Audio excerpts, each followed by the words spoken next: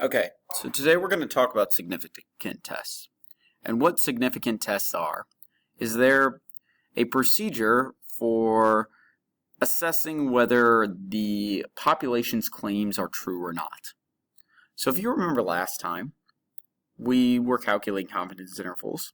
And let's say we calculated a confidence interval. And our confidence interval said, okay, we're 95% confident that the true mean falls between 7 and 12.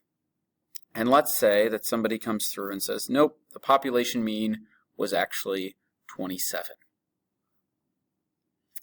Now, if the population mean was actually 27, I would probably say we either really messed up making this confidence interval, or they were really, really wrong when they were calculating their mean. So that's what a significant test is going to do. It's going to tell us, did they mess up? Yes or no? And so that's kind of how we're going to look at it. And actually, it's kind of how we're going to calculate it, is using these confidence intervals. So that's the basic idea. We need to get a little bit of vocabulary down though. So here's the first kind of vocabulary we need to talk about. And as you can see in this definition, they call this a lot of times hypotheses. So the two hypotheses that we're going to talk about is a null hypothesis and an alternative hypothesis. A null hypothesis looks like this. It's an H sub naught. And basically, it agrees with the population. So it would basically say, like, let's say they told me my mu was 5. So an H sub naught would say, hey, my mu, it's 5. That's what it is. An H sub A is called the hypothesis alternative.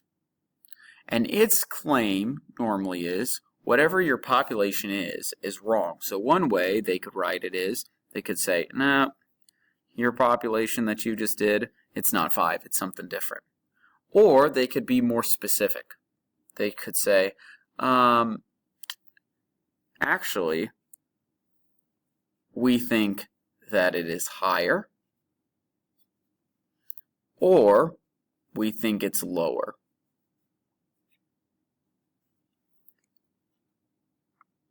Okay, so these are the different things that can happen. The things that I just put around in yellow, these are called one-sided tests, because you're only checking if it was bigger or smaller. An H sub A, where they say it's strictly not, this is a two-sided. You have to test both sides. You have to see, oh, was it too high or was it too low? We're just saying it's not 5, so it could be greater than 5 or it could be less than 5. In these scenarios, when you do one-sided tests, you just carry either if it's strictly greater or if it's strictly lower. So that's kind of how we write these things.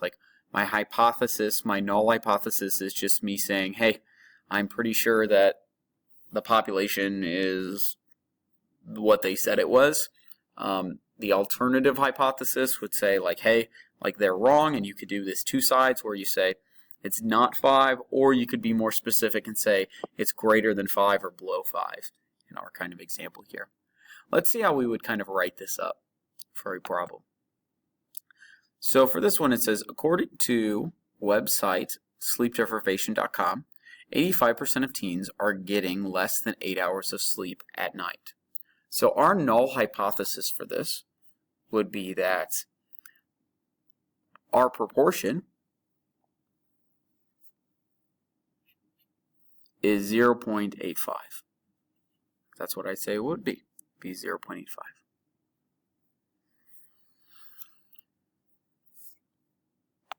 Now we keep reading, and they say, Jamie wonders whether the result holds in her high school. She asked 100 students, and at the school, how much sleep they get at night, and she found that 75 responders said less than 8 hours. So obviously, our alternative is different. So we're going to say, hey, we don't think this is true. We're going to say that P is not 85, or 0.85. And then we would go through and do the test from there. Let's look at kind of setting up another one, how we might say, specifically if it was asking for like one side. So as we read this one, it says, as part of the 2010 census, the Census Bureau advises 10 questions every 10 minutes. That's all it takes. On the census form itself, we read that United States Census and Bureau estimates for an average household, this form will take 10 minutes to complete. So our null hypothesis is that, hey, this form, on average, or the mean time, would be, 10 minutes. We suspect that it might be longer. So our hypothesis is that they are wrong, and that our mean is specifically longer. So we don't actually care if it's shorter, so we don't want to say that it's not 10. We only care if it's bigger than 10. So this would be our null hypothesis again. We're just restating what they said before. And then our new claim would be that, hey, it's actually greater. They are wrong. It's going to take us longer. And then we're going to use a test to decide whether they're right or whether we're right. Okay, so let's talk about now how we decide to accept the null hypothesis or reject the null hypothesis. Meaning we're going to either accept the status quo answer or we're going to accept our answer, which is our alternative hypothesis. So this thing is called a p-value that we're going to use most times. What a p-value does is it produces the likelihood that we would get a certain value. Like if I have a p-value of, let's say, 12 or 0.12 or 0.12, that would say I have a 12% chance of getting a value that different from the original value. So what a p-value is how likely you would be, like what's your chance of getting a mean of that if your sample's that. So how likely it is to get that sample. So as it says at the bottom of here, because it's its likelihood, if you have a very small p-value, you have really strong evidence that it's not it. Like if you're like, oh, like my p-value was 0.0001, so I have less than like a 100th of a % chance of that value happening, I don't think we're right here. So the smaller your p-value, the less likely it was to happen. Let's kind of try to interpret an actual example.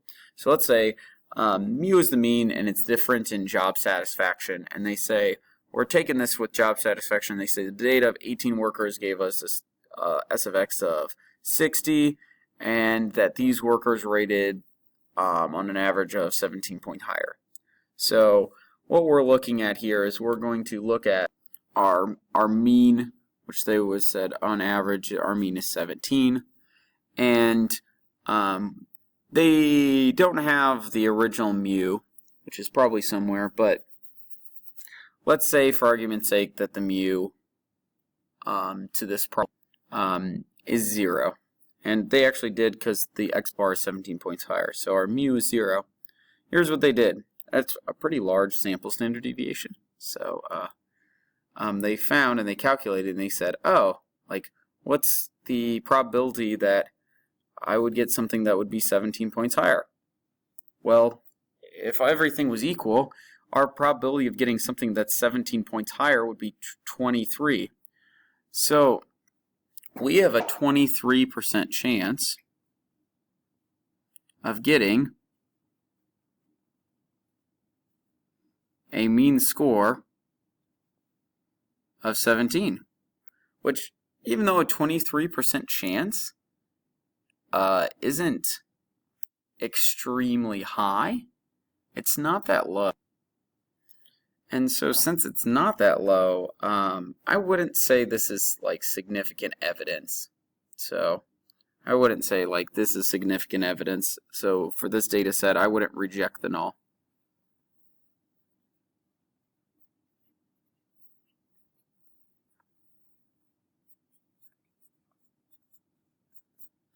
Again, I kind of put this one, this is the kind of context here, we have a 23% 3% chance of getting the mean of 17 if we like calculate we're not technically calculating confidence intervals, but if we do this test with this this sample size, we'll get a mean of this 23% of the time.